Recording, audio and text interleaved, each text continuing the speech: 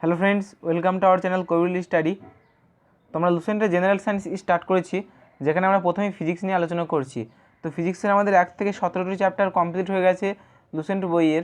তোমরা যদি দেখে না থাকো তো দেখে নিতে পারো, আমার চ্যানেলে প্লে লিস্ট করা আছে। তো আজকে আমরা 18 নাম্বার চ্যাপ্টার, যেটি হচ্ছে atomic and nucleus physics.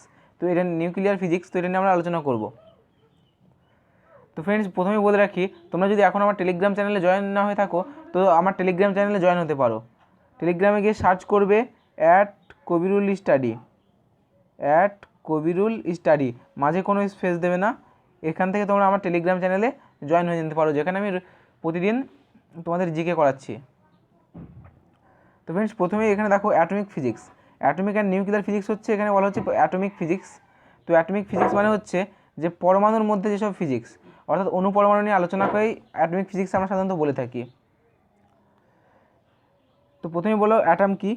Atom is the smallest part of matter which takes part in chemical reaction. Atom of the same element are similar mass, size and characteristic. Atom consist of 3 fundamental particles, electron, proton and neutron. All the protons and neutron are present in the central core of atom called nucleus. Electron revolve around the nucleus.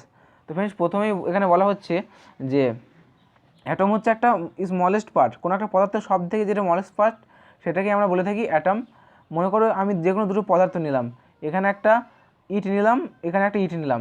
তো দুটো পদার্থ যদি আমি ইটই হয়, তাহলে বলছে এদের মধ্যে যে অনুরূপ প্রকৃতি, যে অ্যাটমের প্রকৃতি, সেগুলো সেম হবে। মানে একই ধরো মাটি নিলাম, তো সেটা সেমই হবে। সেগুলো কী কী, তাদের ভর, সাইজ এবং ক্যারেক্টারিস্টিক, এগুলো সব সেম হবে। তো একটা অ্যাটম সাধারণত কীভাবে তৈরি হয়, একটা অ্যাটম 3টে মূল কণা দিয়ে তৈরি হয়, যেগুলো হচ্ছে ইলেকট্রন, প্রোটন এবং নিউট্রন। তো কোনো একটা অ্যাটম বা পরমাণুর মাঝখানে থাকে প্রোটন আর নিউট্রন, আর তাদের বাইরে অ্যারাউন্ড করে ঘুরে এগুলো হচ্ছে ইলেকট্রন। মানে ঠিক আমাদের সৌরজগতের মতো ইলেকট্রনগুলো ঘুরছে, আর মাঝখানে থাকছে নিউক্লিয়াস। নিউক্লিয়াসের মধ্যে কী কী থাকছে, নিউক্লিয়াসের মধ্যে থাকছে প্রোটন, নিউট্রন, আর বাইরে যেটা ঘুরছে সেটা হচ্ছে ইলেকট্রন। তো এবার দেখে নেওয়া যাক, in an atom electrons and protons are equal in number. অর্থাৎ electron number equal to proton number. ইলেকট্রন আর প্রোটন কোনো একটা পরমাণুর মধ্যে সবসময় সমান হবে। And have equal opposite charge, এবং তাদের চার্জ হবে পরস্পরের বিপরীত। ইলেকট্রন সাধারণত মাইনাস হয় আর প্রোটন হয় plus charge. Hence atom is neutral. এই কারণেই আমাদের পরমাণুটা সবসময় নিউট্রাল হয়ে থাকে। তো ফ্রেন্ডস, আমরা যে মূল কণিকা পেলাম 3টি, ইলেকট্রন, প্রোটন, নিউট্রন, তো সেখানে তাদের কিছু প্রপার্টি দেওয়া আছে। প্রপার্টিজ অফ ফান্ডামেন্টাল পার্টিকেল, মৌলিক রাশির কিছু প্রপার্টি। যেমন এখানে পার্টিকেলের নাম দেওয়া আছে, প্রোটন দেওয়া আছে, নিউট্রন দেওয়া আছে, ইলেকট্রন দেওয়া আছে, তাদের ভর, চার্জ এবং ডিসকভার। তো দেখো প্রোটনের ভর কত, প্রোটনের ভর আর নিউট্রনের ভর প্রায় সিমিলার, খুব কাছাকাছি, এদের ভর দুটো প্রায় সমান। প্রোটনের ভর হচ্ছে 1.672 × 10⁻⁻27 কেজি, আর নিউট্রনের ভর হচ্ছে ঠিক এর কাছেই 1.675 × 10⁻⁻27 কেজি, অর্থাৎ খুব সামান্য বেশি। প্রোটনের থেকে নিউট্রনের ভর খুব অল্প সামান্য বেশি। প্রোটনের চার্জ হচ্ছে +1.6 × 10⁻⁻19 কুলম্ব, আর ইলেকট্রনের চার্জ হচ্ছে -1.6 × 10⁻⁻19 কুলম্ব। আর এখানে নিউট্রনের কোনো চার্জ নেই, এটা একটা নিস্তড়িত কণা। আর ইলেকট্রনের ভর হচ্ছে 9.108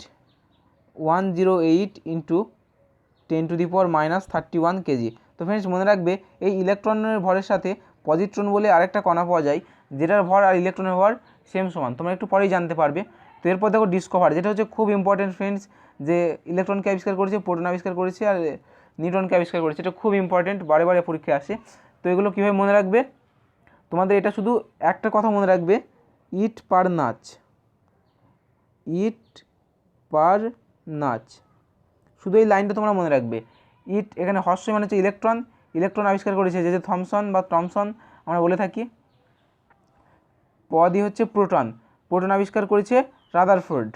আর নাচ দিয়ে হচ্ছে এটা নিউট্রন আবিষ্কার করেছে জেমস চ্যাডউইক।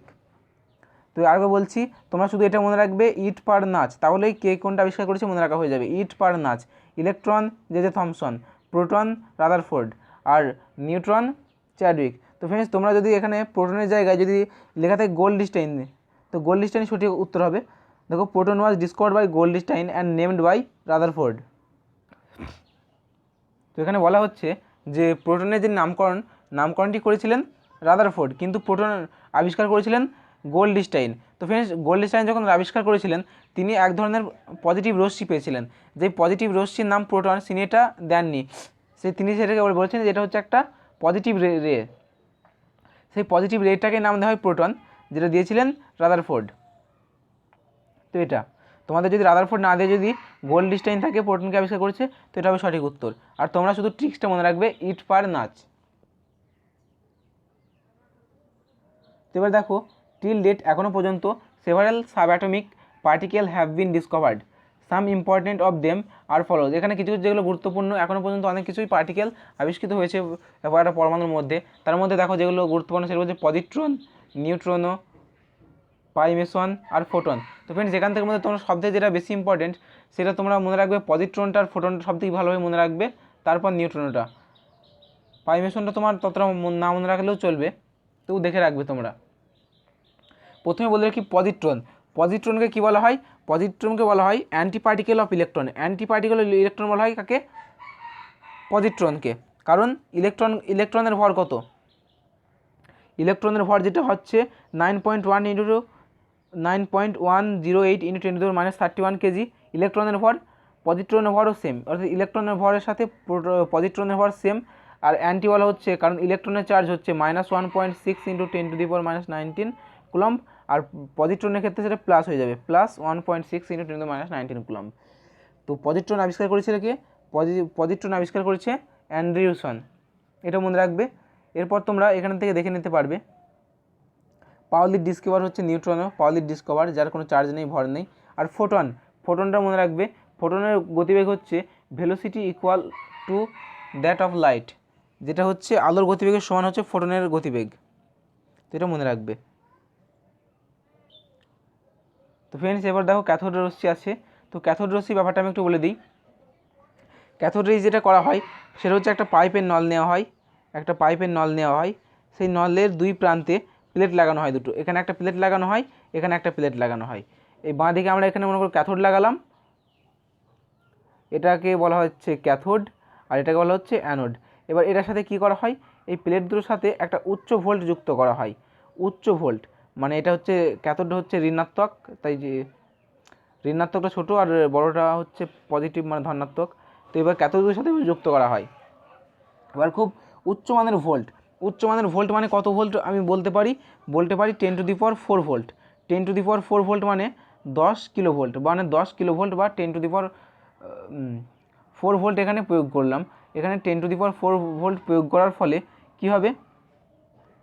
যখনই উচ্চ ভোল্টের পড়বে তখনই এই যে এখানে তো ক্যাথোড, এখানে ইলেকট্রন আছে সাধারণত, সেই ইলেকট্রনগুলি আস্তে আস্তে এই যে প্রোটন, এখানে মানে তীব্র বেগে ইলেকট্রন সৃষ্টি হয়েছে এখানে, আর এখানে প্রোটন মানে ধনাত্মক সৃষ্টি হয়েছে। তো এই যে ক্যাথোড থেকে অ্যানোডের দিকে কী হবে? এক ধরনের রশ্মি যাবে, এভাবে করে এক ধরনের রশ্মি প্রবাহিত হবে ক্যাথোড থেকে অ্যানোডের দিকে।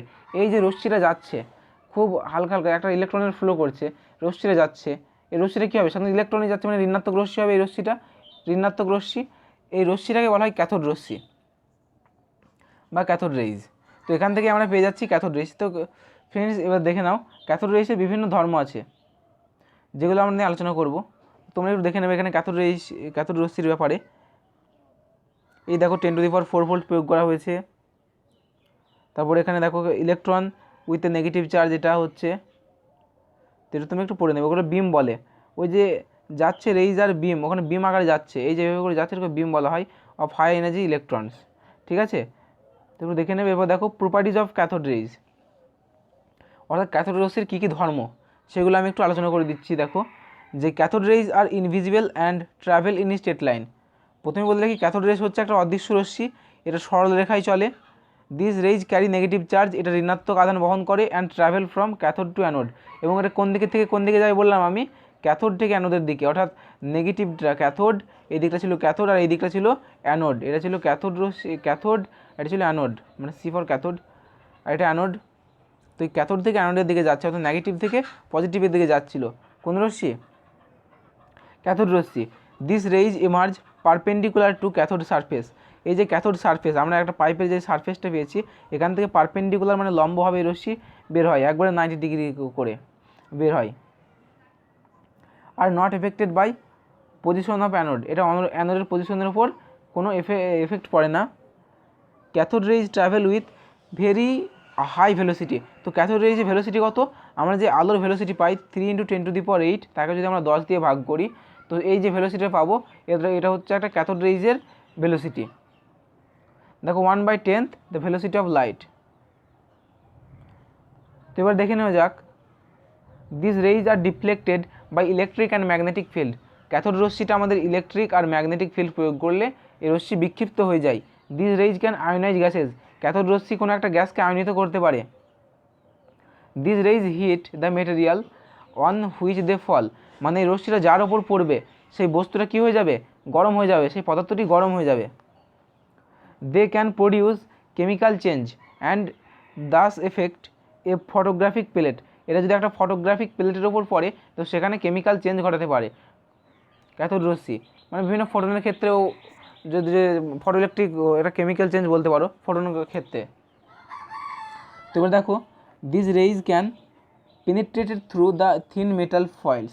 পেনিট্রেট মানে হচ্ছে ভেদন ক্ষমতা, মানে কোনো একটা যদি খুব পাতলা লেয়ার থাকলো, কোনো একটা পাতলা আমি সোনার লেয়ার দিলাম, তার উপর যদি আমি তীব্র গতিতে ফেলে দিই ক্যাথোড রশ্মি, তো পেনিট্রেট করে দেবে, মানে এই রশ্মিকে ভেদ করে দেবে, ভেদন ক্ষমতা বলা হয় পেনিট্রেটকে। তো ফ্রেন্ডস এরপর দেখো, the source of EMF used in the production of cathode rays in induction coil. আর ইন্ডাকশন কয়েলে যে আমাদের ইএমএফ তৈরি করতে, ইলেকট্রোমোটিভ ফোর্স তৈরি করতে যে ব্যবহার করা হয় সেটা হচ্ছে ক্যাথোড রশ্মি ব্যবহৃত করা হয়। বলছে when the strike a target heavy metal such as tungsten they produce X রশ্মি। তাহলে এক্স রশ্মি কখন আবিষ্কার করে, যখন আমরা কোনো একটা ভারী ম্যাটেরিয়াল যেমন টাংস্টন নিলাম, তার উপর তীব্র গতিতে যদি আমরা ক্যাথোড রশ্মি ফেলি তো সেখান থেকে এক্স রশ্মি নির্গত হয়। তাহলে এক্স রশ্মি কি অ্যাকচুয়ালি ইলেকট্রনের স্রোতকে তোমরা এক্স রশ্মি বলতে পারো তীব্র গতিতে। তো এবার দেখো, the nature of cathode rays in independent of nature cathode and the gas in the discharge tube. অর্থাৎ একটা the nature of cathode rays, একটা ক্যাথোড রশ্মির প্রকৃতি কী হচ্ছে, প্রকৃতি স্বাধীন, এবং nature of cathode and in the gas discharge tube, এবং সেটা ডিসচার্জ টিউবের ক্ষেত্রে দেখা যায়। তো এবার আমরা পড়ব পজিটিভ অর ক্যানাল রেজ। তো ফ্রেন্ডস এখানে ক্যানাল রেজকে কোনাল রশ্মি বলা হয়ে থাকে। তো কোনাল রশ্মিটা কি, ঠিক আগের মতনই একটা পাইপ নেওয়া হয়, সেই পাইপের ওপর চার্জ প্রয়োগ করা হয়, এই প্লেটের ওপর তীব্র ভোল্টেজ প্রয়োগ করা হয়। তো তীব্র ভোল্টেজ প্রয়োগ করার ফলে কি হয়, এবার অ্যানোড থেকে ক্যাথোডের দিকে প্রবাহিত হবে, মানে ডান দিক থেকে, মানে মনে করো এবার এই দিক থেকে এইভাবে রশ্মি প্রবাহিত হচ্ছে, এই দিক থেকে রশ্মি, মানে তীব্র ভোল্ট প্রয়োগ করার ফলে এই দিক থেকে এইদিকে যে রশ্মি ছোটো ছোটো প্রবাহিত হয় এগুলোকে বলা হয় ক্যানাল রশ্মি বা কোনাল রশ্মি। তো এগুলো হচ্ছে পজিটিভ কোনাল স্রোত, তো এগুলো একটু পড়লে বোঝা যাবে। দেখো, if perforated cathode is used in discharge tube it is observed that a new type of rays and দেখো new type of rays and produced from anode moving towards cathode, মানে অ্যানোড থেকে ক্যাথোডের দিকে, anode moving towards the cathode and passed through the holes of cathode. These rays are positively charged, এটা হচ্ছে positively charged and they are called positive rays or canal rays, এটাকে positive রশ্মি বা canal রশ্মি বলা হয়। This rays were discovered by Goldstein. Friends দেখো, এই রশ্মিটা ডিসকভার করেছিলেন কে, গোল্ডস্টাইন। তো এখান থেকেই আমরা বুঝে যাব যে গোল্ডস্টাইন ধরো এই রশ্মিটা ডিসকভার করেছে, তাই প্রথমেই তাহলে সর্বপ্রথম প্রোটন আবিষ্কার করেছে গোল্ডস্টাইন এটা বলতে পারি। আর নামকরণ করেছিল যে প্রোটন সেটা হচ্ছে রাদারফোর্ড, কিন্তু আবিষ্কারটা করেছে কে, আবিষ্কারটা কিন্তু গোল্ডস্টাইনই করেছে এই রশ্মিটার, কিন্তু তিনি নামকরণটা দিতে পারেননি যে এটাকে প্রোটন বলা হয়। তো এবার দেখো properties of canal rays, canal রশ্মির কিছু ধর্ম। এর হচ্ছে সাধারণত পজিটিভলি চার্জ হয়, the positively consist of positively charge particle, this rays travel in straight line, এটাও সরলরেখায় চলে, this rays can exert pressure, এটা প্রেসারটাকে এক্সার্ট করে, and thus possess kinetic energy, এবং প্রসেস করে কাইনেটিক এনার্জিকে। This rays are deflected by electric and magnetic field, তো এই রশ্মিটাও বিক্ষিপ্ত হয় তড়িৎ ক্ষেত্র এবং চুম্বক ক্ষেত্রে। This rays R capable of producing physical and chemical change, এবং এটা রশ্মিরা কী করতে পারে, কোনো একটা পদার্থের ভৌতিক এবং কেমিক্যাল চেঞ্জ করতে পারে। তো ফ্রেন্ডস এবার দেখো, this rays can produce ionization in gas, এবং এই রশ্মিটি কী করে, আয়নাইজেশন করতে পারে গ্যাসকে, আয়নিত করার ক্ষমতা থাকে কোন আলো রশ্মির। তো এবার আমরা রেডিও অ্যাক্টিভিটি বা তেজস্ক্রিয়তা নিয়ে আলোচনা করব। দেখো, radioactivity is the sending out of harmful radiation, এটা হচ্ছে আমাদের বডির পক্ষে হার্মফুল, এটা এমনি রশ্মিটা এমনি হচ্ছে harmful radiation of or particles caused when atomic nuclear breakup spontaneously, যখন স্পন্টিনিয়াসলি মানে হচ্ছে কী হলো, মানে বেরিয়ে চলেছে, ধরো এভাবে করে বেরিয়ে চলেছে, কোনো রশ্মি এভাবে নির্গত হতেই চলেছে, মানে কন্টিনিউয়াসলি বা স্পন্টিনিয়াসলি একেবারে বেরিয়েই চলেছে, এইভাবে এই ধরনেরকে বলা হয় স্পন্টিনিয়াসলি। তো দেখো, radioactivity was discovered by Henry Becquerel, radioactivity আবিষ্কার করেছিল Henry Becquerel, for which he received Nobel prize of physics, এই জন্য নোবেল প্রাইজ পেয়েছিলেন ফিজিক্সে, জয়েন্টলি, কার জয়েন্টের সাথে, with madam Curie and Pierre Curie. তো ম্যাডাম কুরি আর পিয়ের কুরি স্বামী স্ত্রী ছিল, এরা একজন কাপল, ম্যাডাম কুরি পিয়ের কুরি, এরা দুজনেই কী পেয়েছিল, নোবেল প্রাইজ পেয়েছিল তেজস্ক্রিয়তা আবিষ্কারের ফলে। তো এবার দেখো, the nucleus having proton 83 or more are unstable, বলছে যেসব মৌলের 83 থেকে যাদের বেশি হবে, 83 থেকে চলতে থাকলো, 83-র পরে যারা আসছে তারা সবই আনস্টেবল, আর তারা সবই তেজস্ক্রিয় পদার্থ ধরা হয়। তো 82 কবে, 82 হচ্ছে লেড, 82তে হচ্ছে লেড পিবি, যেটা হচ্ছে একটা স্থায়ী। তো সব পদার্থ 83 থেকে আস্তে আস্তে বিকিরণ করে করে তারা একসাথে গিয়ে লেডে পরিণত হয়ে যায়। The nucleus protons 83 or more are unstable. They emit alpha, beta and gamma particle. তার তিনটি পার্টিকেল আলফা, বিটা আর গামা অ্যাকচুয়ালি রশ্মি বলা হয়, অ্যান্ড বিকাম স্টেবল, এই তিন সবসময় তারা এমিট করে, মানে নিঃসরণ করতে থাকছে। The element of such nucleus are called radioactive element, and the phenomena of emission of alpha, beta and gamma particle is called radioactivity. এবং এই আলফা, বিটা, গামা পার্টিকেলকে এমিট করার ঘটনাকেই বলা হচ্ছে রেডিও অ্যাক্টিভিটি। তো এবার দেখো, beta rays are fast moving electrons, beta rays মানে কি, বিটা রশ্মি মানে হচ্ছে ইলেকট্রনের দ্রুত গতিবেগকে বলা হয় বিটা রশ্মি। In the nucleus an electron is created due to conversion of neutron into proton. তো এবার দেখো, gamma rays are electromagnetic wave, gamma রশ্মি হচ্ছে একটা তড়িৎচুম্বকীয় তরঙ্গ, গামা রশ্মি emitted after the emission of alpha beta rays, gamma রশ্মি আলফা বিটা রশ্মির পর এটাও এমিটেড হয়। Robert Pierre and his wife madam Curie discovered a new radioactive element, যাকে রেডিয়াম বলা হয়। তো রেডিয়াম আবিষ্কার করেছিল কে, রেডিয়াম আবিষ্কার করেছিল পিয়ের কুরি এবং মাদার কুরি, ম্যাডাম কুরি যাকে বলে থাকি আমরা, বা মাদাম কুরি। তো রেডিয়ামটা আবিষ্কার করেছিল পিচ ব্লেড থেকে। কোথা থেকে ফ্রেন্ডস, এটা পরীক্ষা অনেক সময় আসে যে রেডিয়াম কোথা থেকে আবিষ্কৃত হয়েছিল, রেডিয়াম আবিষ্কৃত হয়েছিল পিচ ব্লেড থেকে আমরা রেডিয়াম পেয়েছিলাম। তো ফ্রেন্ডস আরেকবার বলে দিয়েছি, তোমরা যদি আমার টেলিগ্রাম চ্যানেলে জয়েন না হয়ে থাকো, ওখানে আমি প্রতিদিন জিকে করাচ্ছি, খুব ইম্পর্টেন্ট। তো তোমরা সার্চ করবে @কবিরুল স্টাডি, ওখানে গিয়ে তোমরা জয়েন হতে পারো।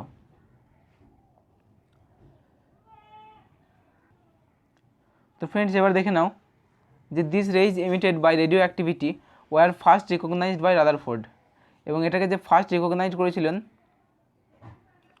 সেটা হচ্ছে রাদারফোর্ড, ফার্স্ট রিকগনাইজ করেছিলেন রাদারফোর্ড।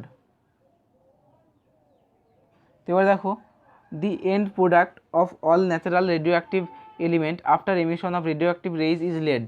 দেখো, প্রতিটা পদার্থই রেডিও অ্যাক্টিভ পদার্থ শেষে কিসে পরিণত হয়, সব শেষে লেড পিবি, যার মান হচ্ছে কত, 82, লেডে পরিণত হয়, প্রোটন সংখ্যা এটা বা পারমাণবিক সংখ্যা 82। এবার কিছু পদার্থের ডিফারেন্স এখানে দেওয়া আছে, একটা হচ্ছে স্টেবল নিউক্লিয়াস আর একটা আনস্টেবল নিউক্লিয়াস। তো দুটোর মধ্যে ডিফারেন্স দেওয়া আছে। স্টেবল নিউক্লিয়াসের ক্ষেত্রে কী হবে, অ্যাটমিক নাম্বারটা কম হবে, আর আনস্টেবলের ক্ষেত্রে অ্যাটমিক নাম্বারটা হাই হবে। স্টেবল নিউক্লিয়াসের ক্ষেত্রে ভর সংখ্যা কম হবে, আনস্টেবলের ক্ষেত্রে ভর সংখ্যা অনেক বেশি হবে। স্টেবল নিউক্লিয়াসের ক্ষেত্রে নিউক্লিয়াসের সাইজ ছোট হবে, আর আনস্টেবলের ক্ষেত্রে নিউক্লিয়াস সাইজ বড় হবে। আর এই যে স্টেবল নিউক্লিয়াসের ক্ষেত্রে নিউট্রন বাই প্রোটন এর অনুপাত 1 হবে, আর আনস্টেবলের ক্ষেত্রে কী হবে, নিউট্রন বাই প্রোটনের অনুপাত 1-এর বেশি হবে। অর্থাৎ প্রোটনের থেকে নিউট্রন সংখ্যা বেশি থাকবে আনস্টেবলের ক্ষেত্রে। এবার কিছু প্রপার্টি দেওয়া আছে আলফা রশ্মি, বিটা রশ্মি এবং গামা রশ্মির মধ্যে। অর্থাৎ বললাম যে যারা রেডিও অ্যাক্টিভ মৌল সেখান থেকে 3 ধরনের রশ্মি বের হয়, আলফা রশ্মি, বিটা রশ্মি আর গামা রশ্মি। এবার তাদের কিছু প্রপার্টি নিয়ে আমরা আলোচনা করব, দেখে নেব তাদের কিছু প্রপার্টি। দেখো অরিজিন, নিউক্লিয়াস মানে 3টাই পদার্থের নিউক্লিয়াস থেকে উৎপত্তি হচ্ছে। নেচার, আলফা হচ্ছে পজিটিভ কণার স্রোত, বিটা হচ্ছে নেগেটিভলি চার্জ। প্রথমে বললাম যে বিটা ইলেকট্রনের স্রোতে, সুতরাং বিটা হচ্ছে নেগেটিভলি চার্জ, আর গামা হচ্ছে নিউট্রাল, গামার কোনো চার্জ নেই।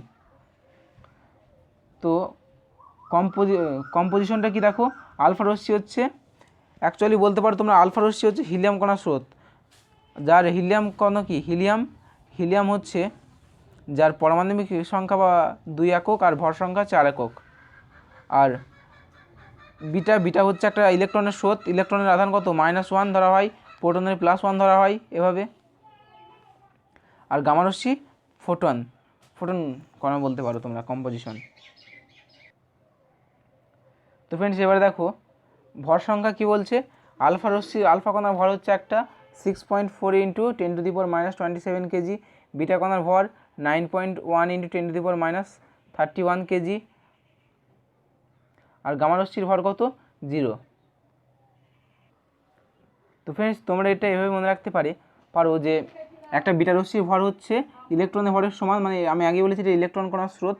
আর এখানে যে আলফা রশ্মি ভর কত, আলফা রশ্মি মানে বলেছি আমি একটা হিলিয়াম কণার সমান, মানে হিলিয়াম মানে 2 একক 4 একক, যার ভর সংখ্যা কত 4 একক, 4, তাহলে 4 ইন্টু কত হবে 1.675 বা 67 পড়লে ইন্টু 10⁻⁻27, এটা হচ্ছে একটা প্রোটনের ভর, তাই 4 গুণ। তো এখানে গুণ করো 4 × 16 64 মানে লিখতে পারি 6.4 × 10⁻⁻27 কেজি। তো এভাবে তোমরা মনে রাখতে পারো যে আলফা রশ্মির ভর। তো এবার দেখো চার্জ, দেখো একটা আলফা রশ্মির ভর হচ্ছে 2টি ইলেকট্রনের চার্জের সমান, পজিটিভ চার্জ, বিটা রশ্মির হচ্ছে একটা ইলেকট্রনের চার্জ, আর গামা রশ্মির চার্জ 0 নিস্তড়িত। কেমিক্যাল এফেক্ট কী হচ্ছে, ফটোগ্রাফিক প্লেটকে এফেক্ট করে, এটাও ফটোগ্রাফিক প্লেটকে এফেক্ট করে, এটাও ফটোগ্রাফিক প্লেটকে এফেক্ট করে, তিনটেই। তো এবার দেখো এফেক্ট ইলেকট্রোম্যাগনেটিক ফিল্ডে কীভাবে এফেক্ট হয় দেখে নয়। ইলেকট্রোম্যাগনেটিক ডিফ্লেক্টেড আর নো এফেক্ট। গামা রশ্মি ইলেকট্রোম্যাগনেটিক ফিল্ডে কোনো এফেক্টই হয় না, কিন্তু আলফা রশ্মি আর বিটা রশ্মির এফেক্ট হয়। পেনেট্রেটিং পাওয়ার মানে ভেদন ক্ষমতা হচ্ছে সব থেকে কম, আর এটার হচ্ছে in between the other two, মানে দুটোর মধ্যে সব থেকে বেশি হয় গামা রশ্মির। তো ফ্রেন্ডস মনে রাখবে ভেদন ক্ষমতা যদি আলফা রশ্মির 1 হয় তাহলে বিটা রশ্মির তো হবে 100, আর গামা রশ্মির হবে প্রায় 10,000 বলতে পারো তোমরা, 10,000। এটা হচ্ছে ভেদন ক্ষমতার অনুপাত। এরপর হচ্ছে আয়নাইজেশন পাওয়ার, অর্থাৎ গ্যাসকে আয়নিত করার ক্ষমতা সব থেকে বেশি হয় আলফা রশ্মির হচ্ছে সব থেকে বেশি, প্রায় 10,000 হয় আলফা রশ্মির অনুপাত। বিটা রশ্মির হয় তোমার 100, আর গামা রশ্মির তোমার 1 বলতে পারো গ্যাসকে আয়নিত করার ক্ষমতা। আর ভেলোসিটি দেখে নাও এবার, বলছে between 1.4 × 10⁻7 metre per second to 2.2 × 10⁻7 metre per second, 1% to 90% velocity of light beta রশ্মির। আর গামা রশ্মির হচ্ছে 3 × 10⁸। গামা রশ্মির ভেলোসিটি সব থেকে বেশি, 3 × 10⁸, মানে আলোর গতিবেগের সমান। তো এবার দেখে নেওয়া যাক, বলছে with the emission an alpha particle atomic number is decreased by 2 and mass number is decreased by 4। অর্থাৎ যখন বলছে কোনো একটা পদার্থকে আমরা যদি অ্যাটমিক নাম্বার দিয়ে আঘাত করি তাহলে তার ভর সংখ্যাকে আমরা এ দ্বারা প্রকাশ করি, এ 4 একক কমবে আর যে 2 একক কমে যাবে কোনো একটা পদার্থ, এটা বলা হচ্ছে আলফা কণা দিয়ে আঘাত করলে। আর with the emission of beta particle atomic number is increased by 1 and mass number does not change. এবং বিটা পার্টিকেল দিয়ে সেটাকে কোনো পদার্থে আঘাত করলে তার শুধু যে অ্যাটমিক নাম্বার মানে শুধু এটা, এই জেডটা 1 একক বাড়বে, 1 ইউনিট বেড়ে যাবে, আর এটার কোনো পরিবর্তন হবে না, এটা অপরিবর্তিত থেকে যাবে। তো এবার দেখো the effect on the mass number and atomic number with emission alpha beta gamma is decided group of displacement law or Soddy Fajans law. তো সডিফোজন ল কী বলছে, এই সডিফোজন লয়ের সাহায্যে কোনো পদার্থ, ধরো alpha particle, beta particle, gamma particle, কোনো পদার্থর ভর কেমন, কোনো পদার্থর অ্যাটমিক নাম্বার, তার অর্ধায়ু কত, সেগুলো জানা যায় সডিফোজন লয়ের সাহায্যে। তো ফ্রেন্ডস, এবার মনে রাখবে radioactivity is directed by GM counter. GM কাউন্টারের সাহায্যে রেডিও অ্যাক্টিভিটি পরিমাপ করা হয়। এবার দেখো, the time in which half nuclei of the element is decayed is called half life of the radioactive substance. Decayed মানে হচ্ছে ক্ষয়, অর্থাৎ কোনো একটা পদার্থ অর্ধেক হয়ে যেতে, মনে করো এটা পদার্থ এতটা আছে, সেই পদার্থটি ক্ষয়ে ক্ষয়ে ক্ষয়ে ক্ষয়ে যদি এত দূর হতে, ঠিক তার অর্ধেক হতে যে পরিমাণ টাইম লাগে সেটাকে আমরা বলে থাকি হাফ লাইফ বা অর্ধ আয়ু। তো এবার পড়ব আমরা ক্লাউড চেম্বার। ক্লাউড চেম্বারটা কি? Cloud chamber is use detect the presence and kinetic energy of radio active particle. এটা কাইনেটিক এনার্জির উপস্থিতিতে কী করা হয়, রেডিও অ্যাক্টিভ পার্টিকেলকে আমরা শনাক্ত করতে পারি ক্লাউড চেম্বারের সাহায্যে। It was discovered by CRT Wilson এটা আবিষ্কার করেছিলেন। তো এবার দেখে নেওয়া যাক, radioactive carbon 14 is use to measure the age of fossils and plants. Carbon dating in the method age is decided by measuring the ratio of C, এখানে হচ্ছে কার্বন C612 অ্যান্ড C614। তো friends, সবথেকে বেশি যেটা use করা হয় সেটা হচ্ছে 6612টা। এটা কী কাজে লাগে, বিভিন্ন জীবাশ্মের এবং বিভিন্ন গাছের যে বয়স নির্ণয় করা হয় জীবাশ্ম দেখে কিংবা কয়লা দেখে, সেটাকেই বলা হচ্ছে রেডিও ডেটিং, মানে কার্বন ডেটিং বলা হয়। কার্বন ডেটিং বয়স নির্ণয়ের ক্ষেত্রে কাজে লাগে। তো ফ্রেন্ডস, এবার আমরা নিউক্লিয় ফিশন এবং নিউক্লিয় ফিউশন নিয়ে আলোচনা করব। নিউক্লিয় ফিশন মানে হচ্ছে বিভাজন, আর ফিউশন মানে হচ্ছে সংযোজন। মনে রাখবে, নিউক্লিয় ফিশন মানে হচ্ছে সংযোজন। ফ্রেন্ড, এখানে ভালো লেখা হচ্ছে না। তো ফিশন মানে হচ্ছে সংযোজন। এখানে তোমরা সবসময় ইউ দিয়ে মনে রাখবে। ইউ মানে হচ্ছে জয়েন, ইউ মানে হচ্ছে দুটো যুক্ত করা। তো ফ্রেন্ডস, এখানে তোমরা শুধু মনে রাখবে যে ফিউশন মানে হচ্ছে সংযোজন, ইউ থাকলেই সংযোজন হয়। আমরা সেট তত্ত্ব পড়ার সময় ইউ ফর পড়েছিলাম ইউনিয়ন, মানে দুটো সেট আছে, সেই দুটো সেটকে জয়েন করে একটা সেটে লেখা হয়, সেটাকে বলে ইউনিয়ন। মানে এখানে থাকলো 2 3, এখানে মনে থাকলো 4 5, একটা সেটে থাকলো, তার মাঝে যদি ইউনিয়ন চিহ্নটা দিই তাহলে হয়ে যাবে 2 3 4 5। সেট তত্ত্বে আমরা এভাবে পড়েছি। তো ইউ মানেই সংযোজন, তোমরা এভাবে মনে রাখতো, এটা সংযোজন, আর ফিউশন মানে বিভাজন। বেট এভাবে মনে রাখতে পারো। ধরো কেউ যদি বলে না যে আই লাভ ইউ, তাহলে ইউ ফর মানে কি, তারা দুজনে কী করছে, একটা সংযোজন, একটা রিলেশনের মধ্যে আসতে চাচ্ছে। সেই রিলেশন মানে কি হচ্ছে, দুজনে একটা সম্পর্কে আসতে হবে, রিলেশন মানে একটা সংযোজন হচ্ছে। তো এই ইউ ফর তোমরা এভাবে মনে রাখতে পারো, এই দুটো খুব গোল মেলে। তো এবার দেখো, ওটা মজা করার জন্য বললাম জাস্ট। তো এবার দেখো, এ নিউক্লিয়াস ইজ রিপ্রেজেন্টেড অ্যাজ, কোনো একটা নিউক্লিয়াসকে কীভাবে রিপ্রেজেন্ট করা হয়, ধরো এটা একটা নিউক্লিয়াস হলো, উপরে তার লেখা হয় ভর সংখ্যা, আর নিচে লেখা হয় তার পারমাণবিক সংখ্যা বা প্রোটন সংখ্যা থেকে বলে থাকি। যেমন যদি আমি লিখি ইউ বা ইউরেনিয়াম 238 আর নিচে 92, তার মানে নিচেরটা হচ্ছে প্রোটন সংখ্যা বা ইলেকট্রন সংখ্যা বা পারমাণবিক সংখ্যা, 92টা 238টা হচ্ছে ওটার ভর সংখ্যা মানে হচ্ছে নিউটন সংখ্যা প্লাস প্রোটন সংখ্যা ইকুয়াল টু 238। তো এখান থেকে যদি আমরা নিউটন সংখ্যা পেতে চাই, তাহলে নিউটন সংখ্যা সমান কী করবো আমরা, 238 থেকে ওই যে প্রোটন সংখ্যাটা বাদ দিয়ে দেবো, মানে নিজেরা থাকে ওটা বাদ দিয়ে দেবো। তো এভাবে রিপ্রেজেন্ট করা হয়। তো এখানে একটা দেখো এক্সাম্পল দেওয়া আছে যে কীভাবে বের করতে হয়। আমি যেটা বললাম যে ইউ 238 আর 92 হ্যাজ 92 প্রোটনস। তো ফ্রেন্ডস, এখানে তোমরা খুব সহজেই দেখতে পাচ্ছ, এখানে 92টা প্রোটন আছে, আর সেখান থেকে আর ভর সংখ্যা থেকে প্রোটন সংখ্যা বিয়োগ করলাম, কী পড়ে থাকছে, নিউটন সংখ্যা 146 নিউটন সংখ্যা, এটা হচ্ছে ইউরেনিয়ামের। তো এভাবে তোমরা মনে রাখবে। এরপর এখানে দেখো কী কী দেওয়া আছে, আইসোটোপ, আইসোবার, আইসোটোন, এই তিনটে দেওয়া আছে। তো তিনটে ব্যাপারটা কি খুব সহজে তোমরা মনে রাখবে, আমি যেভাবে বলবো, আর কিচ্ছু তোমাদের করতে হবে না, এখনই মনে হয়ে যাবে তোমাদের। একটা হচ্ছে আইসোটোপ,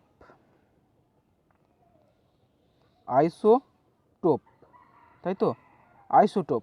তো তোমরা শুধু এখানে শেষের অক্ষরটা খেয়াল করবে, কি আছে, টোপ মানে প আছে, প দিয়ে কী হয়, প্রোটন।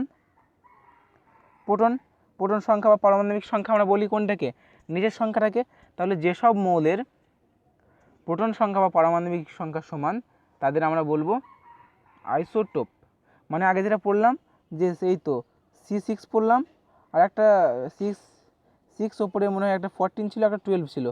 তো এই যে দুটো নিচের সংখ্যা দুটো সমান, তো এই নিচের সংখ্যা দুটো সমান হলে সেটাকে আমরা বলবো আইসোটোপ। শুধু শেষেরটা প্রোটন সংখ্যা সমান মানে পারমাণবিক সংখ্যা ভাবতে পারো এটাকে, প্রোটন সংখ্যা বা পারমাণবিক সংখ্যা সমান হয়। তো ফ্রেন্ডস এরপর দেখো আইসোবার কি আছে, আইসোবার আছে, আইসোবার শেষে কি আছে, র আছে। র মানে আমরা এখান থেকে লিখতে পারবো ভর, অর্থাৎ যেসব মৌলের ভর সংখ্যা সমান হয় তারা হচ্ছে পরস্পরের আইসোবার।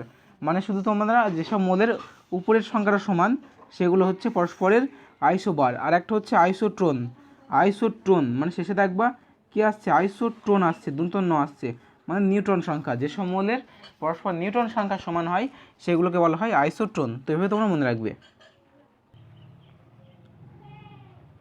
তো ফ্রেন্ডস এরপর দেখো, এরপর হচ্ছে নিউক্লিয়ার ফিশন। ফিশন মানে নিউক্লিয়ার বিভাজন। বিভাজনটা কি, the nuclear reaction in which a heavy nucleus is split into T nucleus. দেখো একটা হেভি নিউক্লিয়াস, ভারী নিউক্লিয়াস স্প্লিট হয়ে যাচ্ছে দুটো নিউক্লিয়াসে, নিয়ারলি ইকুয়াল মাস, তাদের ভর প্রায় সমান হয়, অ্যান্ড এ নিউক্লিয়ার ফিশন। এটাই হচ্ছে nuclear fission. The energy released in the nuclear fission is called nuclear energy. এই নিউক্লিয়ার রিলিজের সময় যে এনার্জিটা রিলিজ হয় সেটাকে বলা হয় নিউক্লিয়ার এনার্জি। দেখো nuclear fission was first demonstrated by Strassmann and Hahn. Hahn মানে ওহান আর স্ট্রেসম্যান, এটা খুব ইম্পর্টেন্ট। নিউক্লিয়ার ফিশন প্রথম ডেমনস্ট্রেটেড করেছিলেন স্ট্রেসম্যান অ্যান্ড ওহান। ওটান হানও মনে হয় বলা হয়, ওহান। তো এবার দেখো, they found that when U 235 nucleus is excited by the capture of a neutron it is split two nuclear. একটা হচ্ছে বেরিলিয়াম আর একটা হচ্ছে ক্রিপ্টন নয়, পটাশিয়াম, দুটোভাবে ভেঙে যায়। ইউ 235টা দুটোভাবে ভেঙে যাচ্ছে, একটা হচ্ছে বেরিলিয়াম আর একটা পটাশিয়াম, দুটোভাবে ভেঙে যাচ্ছে, তোমরা দেখতে পাচ্ছ।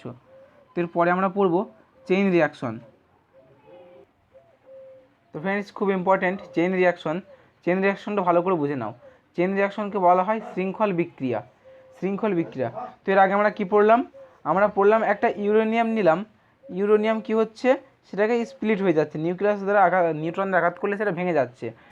ইউ কত 92 235 নিলাম মনে করো, ইউ 235 ভর সংখ্যা, সেটা ভেঙে সেটার সাথে আমি যদি একটা নিউট্রন যোগ করি অর্থাৎ N01 যদি যোগ করি, যদি বিক্রিয়া ঘটাই, তো বিক্রিয়ায় কী ঘটবে, বিক্রিয়া করে যেটা আমরা পাবো সেটা পাবো আমরা বিএ পাবো, নিচে হবে 56, উপরে হবে 141 প্লাস, আর একটা কী পাবো, ক্রিপ্টন পাবো। তো ক্রিপ্টন উপরে কত, উপরে 92 আর নিচে হচ্ছে 36 প্লাস 3টে নিউটন পাবো আমরা, 3টে নিউটন ফ্রেন্ডস। এখানে দেখো সব থেকে যেটা ইম্পর্টেন্ট, এখানে একটা নিউটন লেগেছে, একটা নিউটন থেকে আমরা 3টে পাচ্ছি, বেরিয়াম পাচ্ছি, ক্রিপ্টন পাচ্ছি আর 3টে নিউটন পাচ্ছি। ঠিক আছে, মানে একটা থেকে 3টে নিউটন হচ্ছে একটা ভেঙে। তো ফ্রেন্ডস এখানে তোমাদের ক্রিপ্টন হবে, এটা একটু কারেকশন করে নেবে, এটা পটাশিয়াম হবে না, এটা হচ্ছে ক্রিপ্টন হবে, কে আর হবে ক্রিপ্টন, যেটা 36 এটার যার পারমাণবিক সংখ্যা ক্রিপ্টন। তো এখানে আমরা কী পেলাম, চেইন শৃঙ্খলে যে একটা নিউট্রন থেকে আমরা সেটা বিক্রিয়া করার পর 3টে নিউট্রন হলো। তো 3টে নিউট্রনকে আবার যদি এভাবে লিখি দিই আমি N1 01 01 আবার 01, 3টে হচ্ছে। তো এই 3টের সাথে একটা ইউরেনিয়াম যোগ করে আবার একটা বিক্রিয়া হবে, এখানে আবার একটা বিক্রিয়া হবে, এই 3টের সাথে এটার সাথে একটা ইউরেনিয়াম জোড়ে আবার একটা বিক্রিয়া হবে, এটার সাথে ইউরেনিয়াম জুড়ে আবার একটা বিক্রিয়া হবে। তো এখান থেকে আবার কটা উৎপন্ন করবে, 3টে, এখান থেকে এই নিউট্রন থেকে আবার 3টে নিউট্রন উৎপন্ন হবে, এই নিউট্রন থেকে 3টে নিউট্রন উৎপন্ন হবে। তো মোট কটা নিউট্রন উৎপন্ন হচ্ছে, 9টা।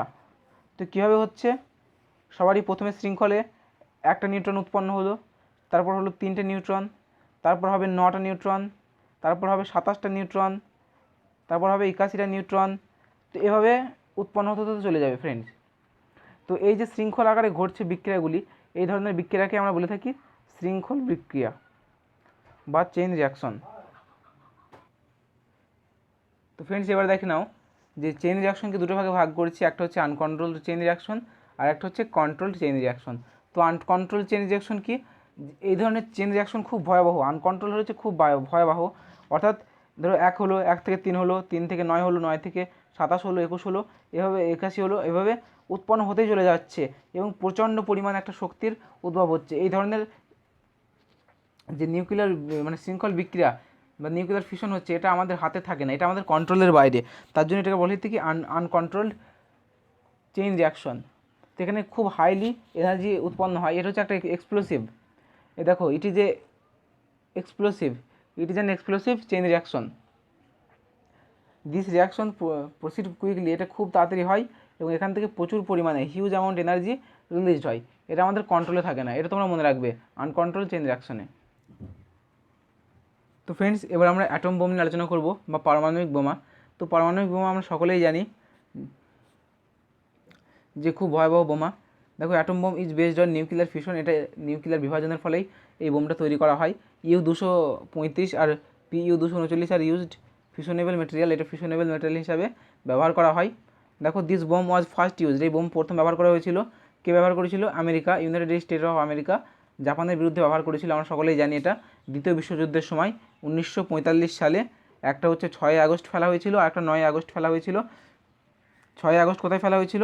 হিরোশিমাতে, আর 9 আগস্ট ফেলা হয়েছিল নাগাসাকিতে। 6 আগস্ট একটা বোমার নাম ছিল লিটিল বয় আর একটা বোমার নাম ছিল ফ্যাট ম্যান, তাই তো, মানে ছোট্ট শিশু আর একটি মোটা লোক, বোম দুটির নাম ছিল। সেগুলো হিরোশিমা নাগাসাকিতে ফেলা হয়েছিল জাপানের। আর কন্ট্রোল চেইন রিয়াকশনটা কি? যেসব রিয়াকশন আমরা কন্ট্রোল করতে পারি, যেই চেইন রিয়াকশনগুলো আমাদের নিজেদের আয়ত্তের মধ্যে, মানে এই যে একটা বিক্রিয়া করে আমরা যে চেইন রিয়াকশনের 3টে নিউট্রন পাচ্ছিলাম, সেই 3টে নিউট্রনকে আমরা ব্যবহার করে নেব, মানে 3টে নিউট্রনকে আর বিক্রিয়া করার সময় দেবো না। এই ধরনের করে যে বিক্রিয়াটা হচ্ছে সেটাকে বলা হয়, বিক্রিয়া ঘটানো হয়, সেটাকে বলা হয় কন্ট্রোলড চেইন রিয়াকশন।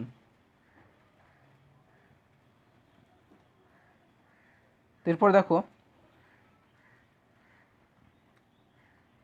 তো ফ্রেন্ডস এরপর যেটা আলোচনা করবো সেটা হচ্ছে নিউক্লিয়ার রিয়েক্টর বা অ্যাটমিক পাইল যাকে বলে থাকি। Nuclear reactor is an arrangement in which control nuclear fission reaction takes place. Nuclear যে রিয়েক্টর সেটা হচ্ছে একটা আমরা কন্ট্রোল করে থাকি, আমরা কন্ট্রোল করে যে নিউক্লিয়ার ফিশন বা বিভাজন ঘটিয়ে থাকি সেটাকে বলা হয় নিউক্লিয়ার রিয়েক্টর। তো ফ্রেন্ডস এবার দেখে নেওয়া যাক, first nuclear reactor was establish in Chicago university under the supervision of professor Fermi. তো প্রথম যে নিউক্লিয়ার রিয়েক্টর প্রতিষ্ঠা করেছিলেন, স্থাপন করেছিলেন,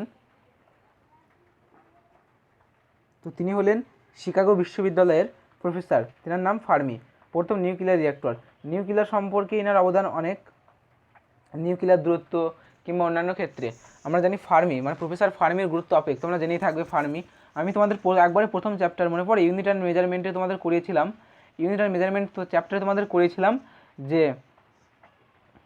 এক ফার্মি সমান হচ্ছে 10⁻⁻15 মিটার, মানে কত ছোটো একক ভাবতে পারছো। আর এটাই হচ্ছে দূরত্ব পরিমাণের সবথেকে ছোটো একক ধরে থাকি আমরা বর্তমানে ফার্মি। এতেও যদি ছোটো একক থাকে তো ফার্মিটাকে অনেক ছোটো একক, দেখো দূরত্ব পরিমাপের 10⁻⁻15 মিটার, কত ছোটো একক। এটা প্রফেসর ফার্মির আবিষ্কার। তো এবার দেখো ফিশনেবল ফুয়েল যেগুলো ব্যবহার করা হয় সেটা হচ্ছে U-235, U-239 ব্যবহার করা হয়। মডারেটর, তো মডারেটর প্রথম যেটা সবথেকে বেশি কাজ হয় মডারেটর সেটা হচ্ছে ভারী জল। প্রায় কোশ্চেন আছে যে D2O, ভারী জলের সংকেত কি? D2O। এটা কোন কাজে লাগে? মডারেটর কাজে লাগে, নিউক্লিয়ার রিঅ্যাক্টরে মডারেটর কাজে লাগে, D2O বা ভারী জল। Moderator decrease the energy of neutron so that they can further used for fusion reaction. Heavy water and graphite are used as moderator. এখানে ভারী জল আর গ্রাফাইট ব্যবহার করা হয় মডারেটরে। মডারেটর কী করে? মডারেটর ডিক্রিজ করে দেয় এনার্জি অফ নিউট্রনের এনার্জিটা কমিয়ে দেয় মডারেটরের কাজ। তো এবার দেখো কন্ট্রোল রড কী বলছে? রডস অফ ক্যাডিয়াম, এটা ক্যাডিয়াম দিয়ে তৈরি হয়, অর বোরন আর ইউজড, অথবা বোরন ব্যবহার করা হয় to absorb the excess neutron. এটা বেশি পরিমাণ নিউট্রন বেড়ে গেলে সেটাকে অ্যাবজর্ব করার জন্য ব্যবহার করা হয় control rod. Produced in fission of uranium nucleus so that the chain reaction continues to B controlled. তো এগুলো সাধারণত চেইন রিয়াকশনটাকে কন্ট্রোল করার জন্য ব্যবহার করা হয়। তো এরপর আমরা কুল্যান্ট ব্যবহার করে থাকি। কুল্যান্ট, তো ফ্রেন্ডস মনে রাখবে কুল্যান্টের সময়ও আমরা D2O ব্যবহার করে থাকি। কুল্যান্টের সময়ও আমরা D2O ব্যবহার করে থাকি ঠান্ডা করার কাজে। A large amount of heat is produced, এই যে প্রচণ্ড পরিমাণে লার্জ অ্যামাউন্ট হিট প্রডিউসড হচ্ছে during fission. Coolant absorb the heat and prevents excess rise in temperature, এবং সেটার তাপমাত্রা বেশি হওয়া থেকে আমাদের রোধ করবে coolant. The coolant may be water, heavy water বা D2O। ডিউটোরিয়াম অক্সাইড যাকে বলা হয়, deuterium oxide is an isotope of hydrogen or gas like helium or carbon dioxide। তো এবার দেখো ইউজ অফ নিউক্লিয়ার রিঅ্যাক্টর আমরা কীভাবে ব্যবহার করি। To produce electrical energy from energy release during ফিশনের ফলে যে এনার্জি রিলিজ হয় সেখান থেকে আমরা ইলেকট্রিক্যাল এনার্জি বা বৈদ্যুতিক শক্তি ব্যবহার করতে আমরা নিউক্লিয়ার রিঅ্যাক্টর ব্যবহার করে থাকি। To produce different isotope which can be used in medical, physical and agriculture science. এই মেডিকেল, ফিজিক্যাল, অ্যাগ্রিকালচার সায়েন্সের জন্য আমরা নিউক্লিয়ার রিঅ্যাক্টর ব্যবহার করে থাকি ডিফারেন্ট আইসোটোপের জন্য। তো ফ্রেন্ডস এরপর দেখো ফার্স্ট ব্রিডার রিঅ্যাক্টর। তো ফার্স্ট ব্রিডার রিঅ্যাক্টর কি?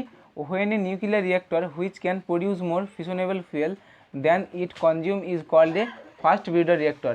এটা কি করে? প্রডিউস করে মোর ফিশনেবল ফুয়েল, এটা অনেক মাত্রায় ফিশনেবল ফুয়েল উৎপন্ন করে এবং কনজিউম করে, তারপর সেটাকে বলা হয় ফার্স্ট ব্রিডার রিঅ্যাক্টর। এরপর পড়বো আমরা নিউক্লিয় আর ফিউশন বা সংযোজন। তো ফ্রেন্ডস নিউক্লিয়ার ফিউশনের সঙ্গে যেটা সবথেকে বেশি গুরুত্বপূর্ণ, ইউ ফর মনে রাখবে সান, অর্থাৎ সূর্যতে কোন প্রক্রিয়ার মাধ্যমে হয়, সূর্যের এত শক্তি উৎপন্ন হয় সেটা নিউক্লিয়ার ফিউশন বা সংযোজনের মাধ্যমে। আর একটা হচ্ছে হাইড্রোজেন বোম তৈরি হয়, হাইড্রোজেন বোম তৈরি হয়। আর সান, সূর্যের ক্ষেত্রে সবথেকে বেশি এই দুটো উদাহরণ নিউক্লিয়ার ফিউশনের। দেখো when two or more light nuclear combine together, এটা কম্বাইন করছে a heavier nucleus and energy released, this phenomena is called nuclear fusion. A typical example of nuclear fusion. এখানে একটা নিউক্লিয়ার ফিউশনের তোমাদের এক্সাম্পল করা হচ্ছে এবং সেখান থেকে দেখো প্রায় 17.6 মেগাভোল্ট পরিমাণ, মানে মেগা ইলেকট্রন ভোল্ট বলা হয়, 17.6 মেগা ইলেকট্রন ভোল্ট পরিমাণ শক্তি উৎপন্ন হচ্ছে। The energy released by sun and other stars by nuclear fusion. দেখো সূর্য এবং এগুলো সাধারণত কী করা হয়, নিউক্লিয়ার ফিউশনের মধ্যে হয়। আদার স্টার বা নক্ষত্রেও এই নিউক্লিয়ার ফিউশনের সাহায্যে শক্তি পায়। For the nuclear fusion a temperature of order of 10⁸ required. For the nuclear ফিউশনের জন্য কত তাপ প্রয়োজন? 10⁸ কেলভিন তাপ প্রয়োজন। আর ফ্রেন্ডস আমি কি বলেছিলাম যে কোনো উচ্চ তাপ মাপা হয়, সূর্যের তাপ বা কোনো নক্ষত্রের তাপ মাপা হয় কোন যন্ত্রের সাহায্যে? পাইরোমিটার যন্ত্রের সাহায্যে, এটা মনে রাখবে। এরপর দেখো নেক্সট হচ্ছে হাইড্রোজেন বোমা নিয়ে আমরা আলোচনা করব।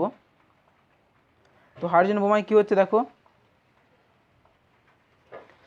Hydrogen bomb was made by American scientist 1952, এটা আমেরিকান সায়েন্টিস্ট বানিয়েছিল। This based on nuclear fusion, it is 100 time more powerful, 1000 time, মানে 1000 গুণ বেশি পাওয়ারফুল অ্যাটম বোমের থেকে।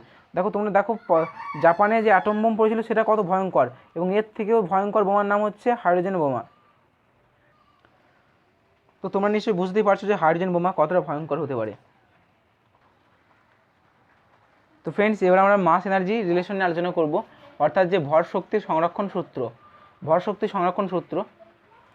তো দেখো in 1905 Einstein establish a relation between mass and energy. 1905 সালে মহান বিজ্ঞানী আইনস্টাইন একটা আমাদের রিলেশন বলেছিলেন ভর এবং শক্তির মধ্যে, যেটাকে বলা হয় theory of relativity. According to this relation, এই সূত্রের মতে mass can be converted into energy, মানে ভর শক্তিতে অ্যান্ড ভাইস ভার্সাতে। According to the relation E = mc², এটা খুব ইম্পর্টেন্ট। E = mc², মানে ভর শক্তিতে এবং শক্তি ভরে রূপান্তরিত হতে পারবে আইনস্টাইনের এই থিওরি অফ রিলেটিভিটির মতে।